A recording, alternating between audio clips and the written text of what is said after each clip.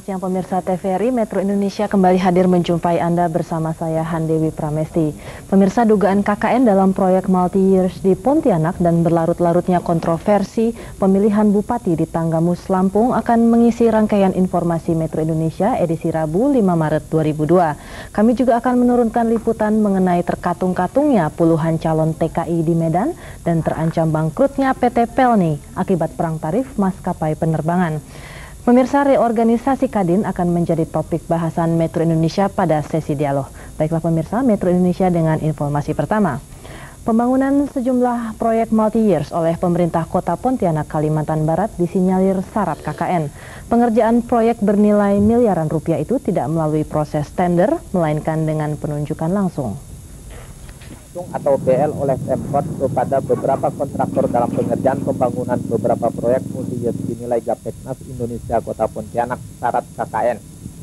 Ketua Gapeknas Indonesia Kota Pontianak melalui wakil sekretarisnya Adam Malik menyayangkan beberapa bangunan yang jumlahnya miliaran rupiah itu dibangun tidak melalui prosedur yang benar, layaknya pengerjaan sebuah bangunan milik pemerintah.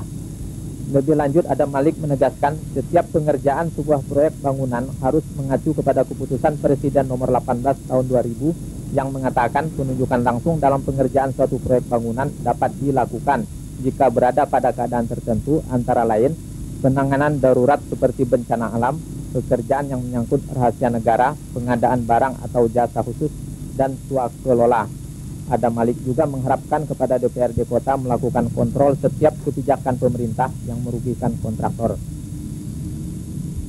Jadi menurut hemat saya, mekanisme dari penunjukan langsung itu tidak tepat Pak Wali untuk membuatnya. Nah, seperti saya lihat kalau gedung X Arena Remaja itu di mana ada klausul-klausul dalam kepres yang memang mencantumkan bahwa itu bisa ditunjuk langsung. Dan Pak, seperti misalnya proyek itu harus untuk kepentingan umum, dalam kondisi bencana atau dalam apa-apa. Kan kalau ini kita lihat kan tidak ada, Pak. Kepala Dinas Prasarana Kota. Pemirsa, pelantikan Bupati Tanggamus periode tahun 2002-2007 menyisakan permasalahan karena sebagian besar anggota DPRD tingkat 2 Kabupaten Tanggamus, Provinsi Lampung menolak keputusan Menteri Dalam Negeri tertanggal 14 Februari tentang hasil pemilihan Bupati dan wakilnya. Satu lagi buah reformasi yaitu otonomi daerah yang sudah kebablasan. Dua kubu di tubuh DPRD Tanggamus ketika memilih Bupati periode 2002-2007, Fauzan Sa'i dan wakilnya Bambang Kurniawan, berbuah konflik yang kemudian diadukan ke Komisi 2 DPR RI. Tim 8 DPRD Tanggamus yang diketuai Supendi Ginting kepada Komisi 2 DPR RI menjelaskan bahwa pelantikan Bupati Tanggamus dan wakilnya mengandung cacat hukum, sehingga perlu mendapat tanggapan Komisi 2 DPR RI.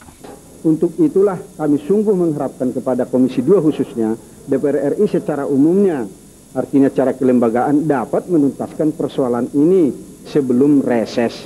Seandainya memang ada prosedur yang kurang tepat secara ketatanegaraan, ya kita mengharapkan kepada Pak Menteri untuk legowo, untuk mencabut SK itu gitu loh. Jangan lalu bersikeras dengan kewenangan dan kekuasaan yang ada dalam rangka otonomi daerah ini, lalu daerah menjadi korban daripada kebijakan Pak Menteri Hari Sabarno itu. Menyikapi permasalahan pelantikan itu, anggota Komisi 2 DPR RI Laude Jenny Hasmar mengatakan akan meminta tanggapan Mendagri dalam rapat kerja berikutnya, sekaligus mencari informasi sekitar pelantikan tersebut dari pihak-pihak yang berkompeten. Pihak Departemen Negeri menganggap bahwa ada ya non prosedur. Nah, ini yang kita ingin komunikasikan itu. Ya non prosedur itu apa? Menurut mereka, jadi kita duduk bersama-sama, kita cari mana kelemahannya dari masing-masing pihak itu, baru kita carikan solusinya.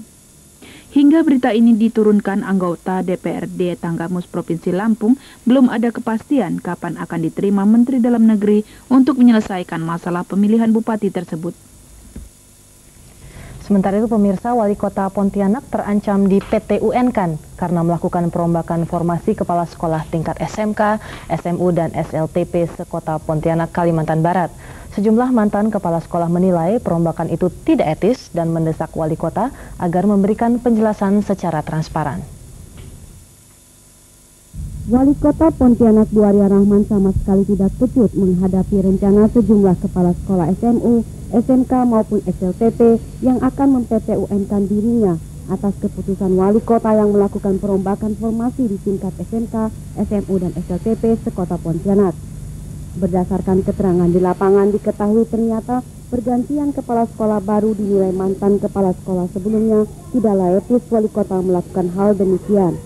Sehingga mereka pun akan mengajukan Wali Kota untuk di-PTUN-kan dengan alasan pengangkatan maupun pemberhentian kepala sekolah harus sesuai SK Menteri Pendidikan Nasional nomor 026-U/1996 yang menyebutkan masa jabatan kepala sekolah adalah 4 tahun. Akan tetapi Wali Kota mengatakan jika kepala sekolah dinilai sudah tidak layak lagi, mengapa harus menunggu hingga batas maksimal 4 tahun sesuai SK Menteri. Kita kan ada yang namanya evaluasi kinerja. Bahwa ini kan kita melihat untuk kepentingan yang lebih besar. Jadi kan melihat kan bagaimana kinerja kepala sekolah itu ada evaluasi daripada pengawas sekolah pun ada pengawas. Itu yang kita ambil menjadi masukan-masukan. Meminta tanggapan Kepala Dinas Pendidikan Kota Pontianak Badaria Bustami atas pengaduan sejumlah kepala sekolah yang berencana mem-PTUN-kan Wali Kota Pontianak, pihaknya enggan ikut campur. Itu kan hak masing-masing untuk saya tidak mengulangi hak ya. Siapa yang mau pesun silakan gitu. Sejumlah kepala sekolah baik SMU, SMK dan SLTP yang tidak menyetujui perombakan tersebut menginginkan sesegera mungkin Wali Kota Pontianak memberikan penjelasan secara transparan. Dari Pontianak. Pemirsa, korban penganiayaan Yanti Wiryanto hingga saat ini masih menunggu proses penyelesaian kasusnya di Polda Metro Jaya. Kasus penganiayaan ini sudah berlangsung lebih dari 2 tahun, namun tidak kunjung selesai dan terkesan dipeti eskan. Nyonya Yanti melalui kuasa hukumnya Roy Rening menuturkan pihaknya tetap menunggu ditegakkannya keadilan negeri ini. Menurut Nyonya Yanti, sebagai korban ia telah selesai mengalami visum sebagai bukti telah terjadi penganiayaan. Memberi komando, yaitu Purnomo sendiri, Purnomo Prawiro yang merintahkan. Dengan teriak-teriak ini toh yang teriak-teriak suruh bunuh mereka, habisin. Sejak awal perkara ini sangat tersendat di kepolisian Jakarta Selatan. Akhirnya Ibu Eli berjuang lagi melalui Dewan Perwakilan Rakyat melaporkan kejadian ini bahwa ada lembaga institusi penegak hukum yang tidak mentaati hukum. Selain itu, psikiater Mintarsih Alatif mengakui bahwa permasalahan itu memang kental dengan berbagai kasus, termasuk kejahatan kriminal. Keluhan masyarakat terkait dengan berbagai kejahatan di perkotaan memang cukup memprihatinkan dewasa ini. Diharapkan aparat kepolisian berperan aktif dalam menjaga ketertiban dan keamanan di ibu kota. Pemirsa, puluhan calon tenaga kerja Indonesia yang terkatung-katung di penampungan PT In Era Sejahtera meminta perlindungan Polsekta Medan. Informasi selengkapnya dapat Anda ikuti usai pesan berikut ini.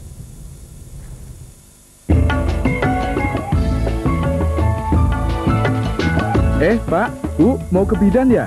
Jangan lupa, kalian berhak dapat pelayanan yang baik. Tenang, Pak, kita punya sahabat.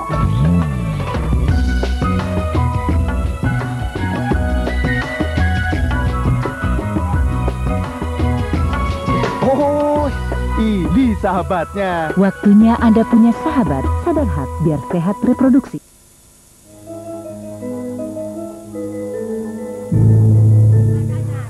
Surga di bawah telapak kaki Bapak. Iya kan? Iya. Kayak sana dong. Oh. Iya. Tapi kamu sayang, Tes. Kenapa? Kamu agak kadasen, Tes. Apa? Gelatak Gelitik Campur Sari Televisi Republik Indonesia, suatu hiburan tradisional dengan bentuk komedi singkat, dikombinasikan dengan musik campur sari yang membawakan lagu-lagu menarik. Gelatak Gelitik Campur Sari pindah jam tayang setiap Jumat pukul 21.30 waktu Indonesia Barat. Saksikan tingkah pola Tesi dan pelawak top lain. Didukung juga dengan artis-artis ternama masa kini. Semua ini akan memberikan hiburan segar di rumah Anda. Kepengen ikutan di acara yang keren dan kreatif? Daftarkan saja sekolah kamu di acara Bando Live. Di sini, kamu-kamu bisa menampilkan ekstrakurikuler yang ada di sekolah kamu. Hadiah uang tunai serta produk dari sponsor akan kamu dapatkan di sini. Yang jelas gratis loh. Kamu-kamu bisa menyaksikan acara ini mulai tanggal 17 Maret pada pukul 3 sampai 4 sore hanya di TVRI. Bando Live, ya ampun.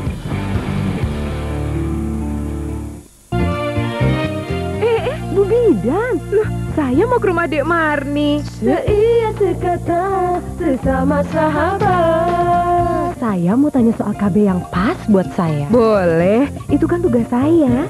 Seia sekata sesama sahabat. Saya juga harus aktif cari tahu kan? Betul, pilihan alat KB harus diputuskan bersama. Seia sekata sesama sahabat. Sadar Hak biar sehat reproduksi.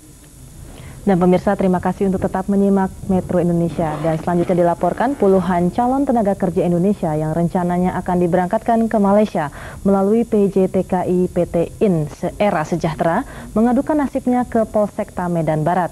Mereka meminta perlindungan petugas karena sudah terkatung-katung selama berbulan-bulan di penampungan dan belum juga diberangkatkan pihak PJTKI. Ke-32 orang calon TKI yang akan diberangkatkan oleh PT IN Sejahtera tersebut, sebagian besar berasal dari Jember, Jawa Timur. Menurut pengakuan mereka hanya dijanjikan 1 minggu saja berada di tempat penampungan. Karena waktu yang dijanjikan tidak sesuai, maka para calon TKI tersebut merasa tidak sabar dan ingin segera pulang kembali ke kampung halaman masing-masing. Beberapa orang di antara para TKI ini menuturkan selama ini tempat penampungan mereka tidak sedikit pun diperbolehkan keluar. 10 orang di antara mereka nekat melarikan diri melalui atap ruko lantai 5 dan selanjutnya melaporkan diri ke Polsekta Medan Barat. Menanggapi laporan tersebut, jajaran Polsekta Medan Barat langsung terjun ke lokasi dan mengamankan 32 orang calon TKI yang selanjutnya ditampung di aula Polsekta Medan Barat. Katanya ke Saudi bisa, tapi potong gaji 4 bulan. Ya ada apa-apa gitu. Saya ternyata nyampe sini, di sini tidak bisa ke Malaysia, ke Saudi, ke Malaysia semua. Sementara itu, penanggung jawab PT IN Era Sejahtera Ali Juman mengatakan bahwa tidak benar pihaknya menyekap para calon TKI tersebut. Menurut Ali Juman, lamanya mereka tertahan di penampungan karena harus melalui berbagai proses sebelum diberangkatkan, diantaranya tes kesehatan, pengurusan paspor dan dokumen lainnya, dan hal itu membutuhkan waktu yang cukup lama. Maksudnya rumah kan kita binanya lebih mudah, dekat sama kita. Jadi apakah mereka tidak bisa berhubungan sama dunia luar gitu, orang luar gitu?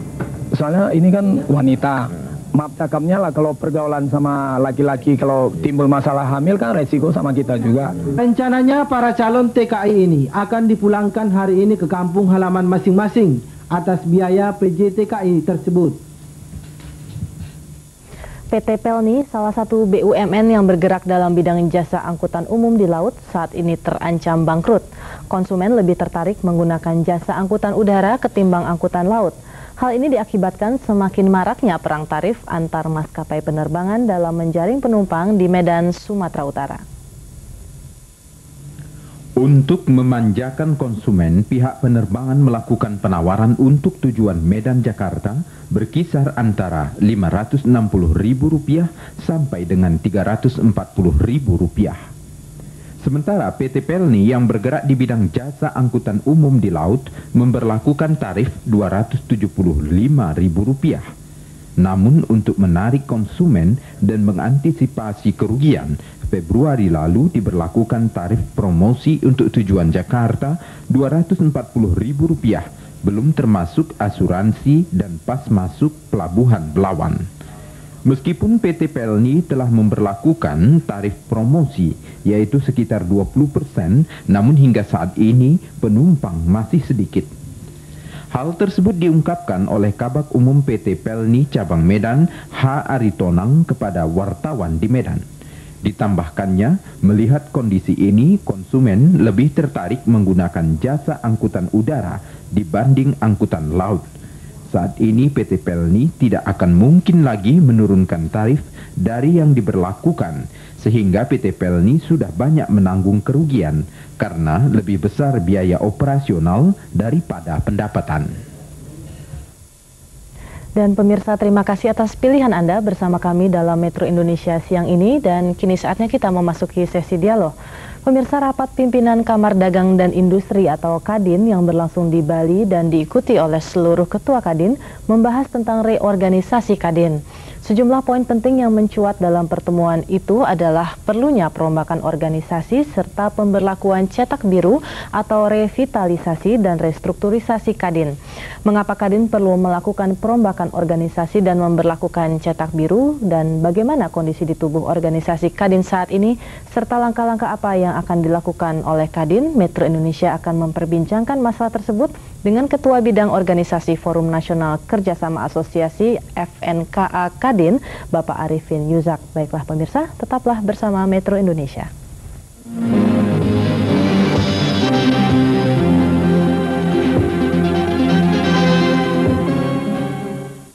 Ya, selamat siang Pak Arifin. Selamat siang Mbak Dewi. Ya, terima kasih untuk menyempatkan diri Pak pada siang hari ini ke studio kami. Ya Pak Arifin, apa sebenarnya yang terjadi di tubuh Kadin sehingga perombakan ini perlu dibuat Pak? Kita tahu ya, organisasi Kadin ini kan punya peranan penting dalam membangun ekonomi bangsa ini, terutama kita menghadapi liberalisasi yang sudah diambang pintu. Jadi Kadin harus membenahi dirinya untuk bisa menjadi salah satu faktor keberhasilan kita di dalam menghadapi persaingan di pasar bebas nanti. Ya, kelemahan apa Pak emang yang ada dalam tubuh Kadin sekarang Pak? Yang nggak perlu ya? Yang sangat signifikan kita lihat ya, kasus yang membuat nama Kadin ini terpuruk karena ada kasus yang masalah sertifikasi perusahaan, yaitu Kepres 18 tahun 2000 itu. Ternyata sampai sekarang itu belum ada penyelesaian yang baik. Kita melihat tidak ada suatu pembagian tugas yang jelas di mana fungsi Kadin dan di mana fungsi daripada asosiasi-asosiasi itu sendiri. Yang paling layak adalah Kadin itu melaksanakan tugas-tugas lintas sektoral, sedangkan asosiasi melakukan tugas-tugas sektoral, sehingga dia yang paling menguasai permasalahan-permasalahan bisnis, persoalan anggotanya, dan dia akan bisa melaksanakan tugas-tugas pokoknya, meningkatkan daya saing pelaku usaha di dalam persaingan yang kita lihat di dalam liberalisasi ini sangat mengambil risiko yang besar kalau kita tidak lakukan. Ya, kemudian Kadin juga perlu membuat suatu cetak biru katanya Pak. Terus apa ini Pak pentingnya cetak biru ini dibuat?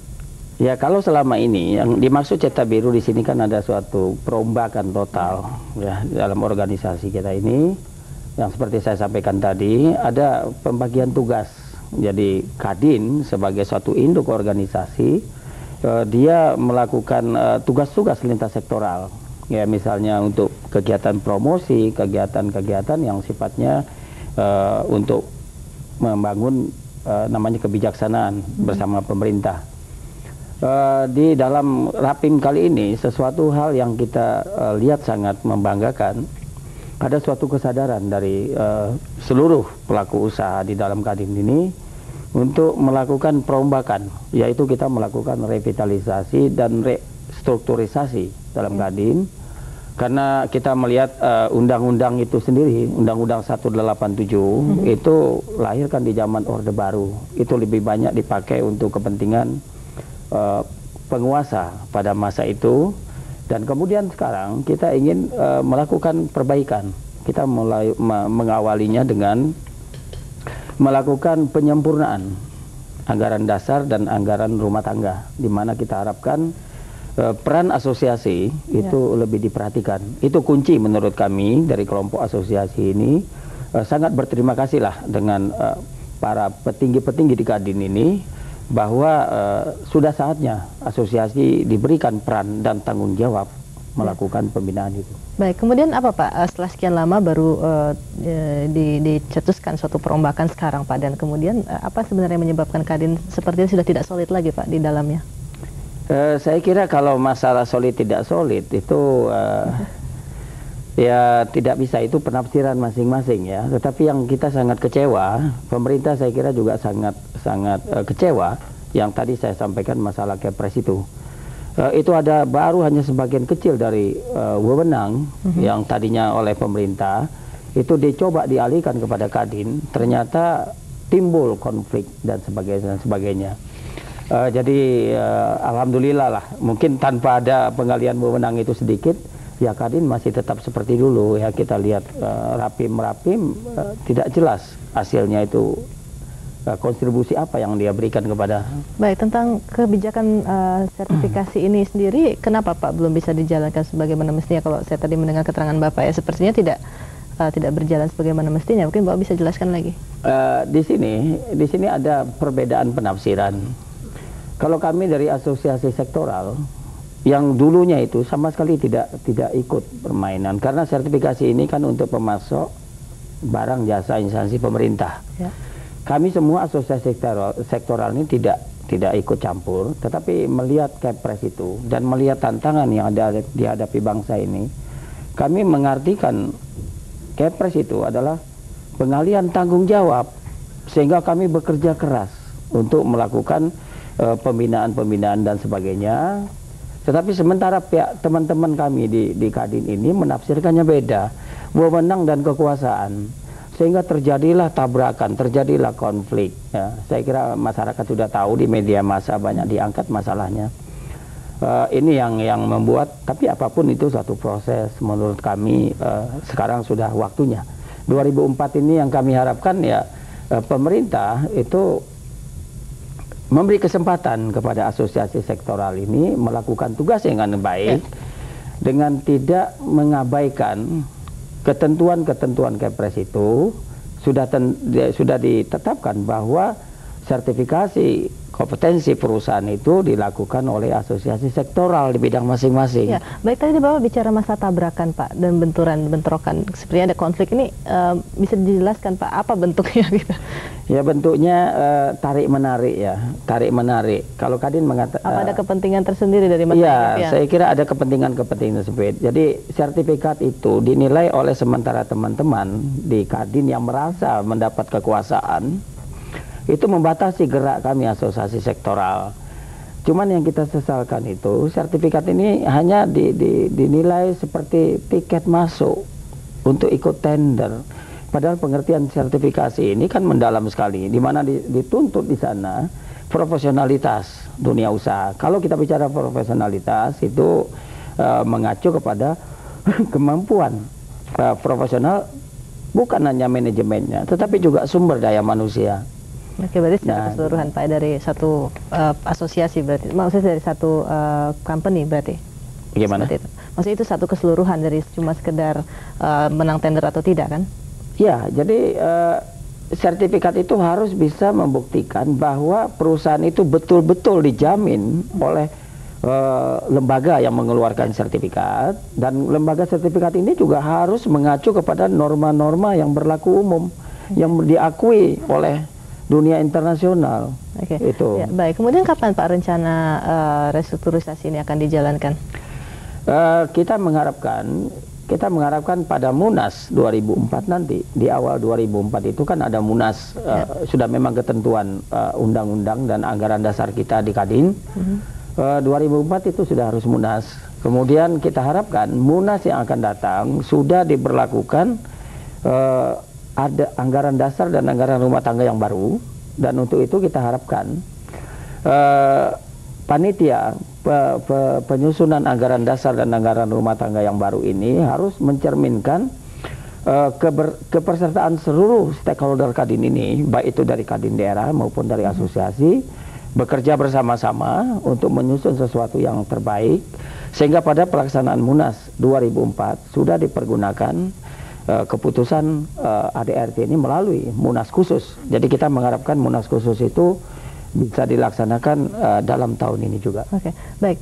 Kita kembali masalah sertifikasi tadi Pak. Mungkin ada yang sedikit ingin saya tahu. Kalau misalnya suatu perusahaan ini sudah mendapatkan sertifikasi dari Kadin, kemudian apakah sering terjadi Pak perusahaan ini selalu menang tender Pak di lapangan? Seharusnya tidak. Kita tahulah ya, kemarin ini belum tertata dengan baik. Saya kira dari pemerintah dalam hal ini Bappenas sudah berkali-kali mengeluarkan statement bahwa dilakukan perubahan kepada Kepres ini. Pelaksanaannya antara lain adalah untuk mengurangi tingkat KKN ini. Karena dilibatkan asosiasi sektoral, mengeluarkan sertifikat yang bisa diakui dan kita harapkan bisa bertaraf internasional. Nah, di sana akan terjadi karena setiap asosiasi harus melakukan setiap perusahaan itu yang menang yang keluar sertifikatnya, dia harus tunduk kepada kode etik dari masing-masing asosiasi. Nah, kita harap ini tidak terjadi lagi KKN itu. Apakah dalam satu proyek Pak perusahaan yang bersertifikasi ini memang paling memegang peranan paling utama dalam suatu proyek? Jadi si pemberi proyek sendiri dengan sendirinya akan mengunggulkan certified perusahaan ini, perusahaan yang tersertifikasi maksud saya. Karena kami dari asosiasi sektoral memang melihat pekerjaan ini bukan pekerjaan mudah, ya, karena kita sudah terbiasa dengan hal-hal yang tidak sehat kemarin. Jadi kami sebelumnya memang begitu Pak terjadi? Dulunya seperti itu. Tetapi kami sudah punya satu komitmen dan kami sudah bekerja keras, ya, mengambil contoh yang berlaku secara universal. Kita bekerja sama dengan Badan Standarisasi Nasional. Kita memakai suatu alat ukur, yaitu standarisasi jasa. Dan masalahnya kalau kita bicara standarisasi jasa ini di Indonesia itu belum ada standarisasi jasa. Makanya asosiasi membentuk lembaga standarisasi jasa. Ini kita bekerja dengan bekerja sama sangat erat dengan semua instansi pemerintah terkait. Dalam hal ini juga dengan Badan Standarisasi Nasional. Tentu kita harus melakukan step by step. Antara lain yang paling pokok juga yaitu melakukan sertifikasi kompetensi personel tenaga ahli. Ini kita tahu sekali belum terlaksana dengan baik di Indonesia. Jadi kami dituntut kerja keras. Jadi kalau Anda lihat suara saya serak ini memang akhir-akhir ini kami melakukan sosialisasi standarisasi ini sosialisasinya jasa. Bagaimana nih Pak tentang perombakan Kadin sendiri dan tentang sepertinya memfokuskan kepada sertifikasi perusahaan kalau saya lihat di sini. Kami menganggap sertifikasi perusahaan itu bukan tujuan. Itu hanya sebagai entry point saja. Karena melalui sertifikasi perusahaan ini kita harapkan setiap asosiasi punya kewajiban untuk melakukan pembenahan. Ya, sistem manajemennya, ya, dia secara bertahap kita haruskan memenuhi ini, memenuhi standar-standar kompetensi yang berlaku di ISO, walaupun tidak secara keseluruhan. Demikian juga personelnya. Inilah kita memang kerja keras. Kami tidak berani menjanjikan apakah besok kita sudah bisa memenuhi keinginan itu. Tidak, tapi kita mulai sekarang. Karena 2010 itu AFAS. Di sana kita tidak bisa lagi bendung perusahaan asing masuk. Bayangin, bulan ini di kelompok migas itu sudah dibuka. Di bidang retail, yuk lihat, Carrefour. Carrefour ada di mana-mana. Kalau begitu bagaimana Pak upayanya nantinya ke depannya untuk supaya ini kita bisa bersaing tentunya Pak dengan... Ya, saya kira seluruh komponen bangsa ini, ya, terutama instansi pemerintahnya, kemudian asosiasi-asosiasi terkait, harus saling bahu-membahu, bekerja keras bersama-sama. Kita duduk sama-sama, harus kerja keras menyusun bersama-sama. Apa itu sudah dalam program, dalam agenda Kadin sendiri ya? Oleh FNKA ini sudah kita lakukan. Nah, ini kita harap akan kita serahkan kepada Kadin menjadi program Kadin secara meluas. Baik Pak Arifin Yusak, terima kasih sekali atas bincang-bincang hari ini dan sukses untuk Kadin Pak dan terima kasih. Depannya. Terima kasih. Dan pemirsa, perbincangan kami dalam sesi dialog tadi sekaligus menutup rangkaian informasi Metro Indonesia edisi hari ini. Kami mengharapkan saran dan kritik Anda melalui email metro_indonesia@tvri.co.id. Dan akhir kata, saya Handewi Pramesti bersama teman-teman yang bertugas mengucapkan terima kasih atas perhatian Anda. Selamat siang dan sampai jumpa.